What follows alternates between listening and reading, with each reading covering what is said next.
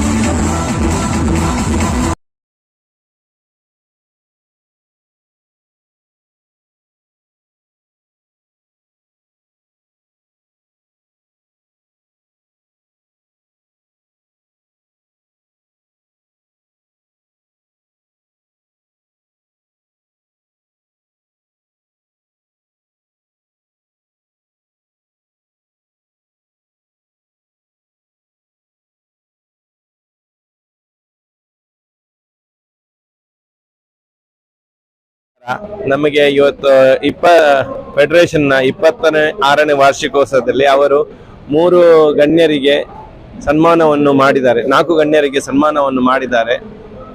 Federation of Konkani Catholic association ಇಂದ ನನಗೆ as A entrepreneur award ಕೊಟ್ಟಿದ್ದಾರೆ. ಹಾಗೆ ನನ್ನೊಟ್ಟಿಗೆ ನನ್ನ ಅದರ ಅವಾರ್ಡ್ಸ್ ಇದ್ದಾರೆ ಶ್ರೀಮತಿ ಮಾರ್ಗರೇಟ್ ಆಳ್ವಾ, ಹಾಗೆಯೇ ಫೇ ಡಿಸೋಜಾ, ಹಾಗೆಯೇ ಆಂಟೋನಿ ಲುಕಾಸೋ ಅವರಿಗೂ ಸಹ ಇವರು ಸನ್ಮಾನವನ್ನು ಮಾಡಿದ್ದಾರೆ. ನನಗೆ ಇವತ್ತು ತುಂಬಾ ಖುಷಿ ಆಗ್ತದೆ. Federation of Konkani Catholic association ನಮ್ಮ ಈ ಇಂದಿನ ದಿನ ನಾವು ವಾರ್ಷಿಕ ದಿನವನ್ನು ಆಚರಿಸ್ತಾ ಇದ್ದೀವಿ.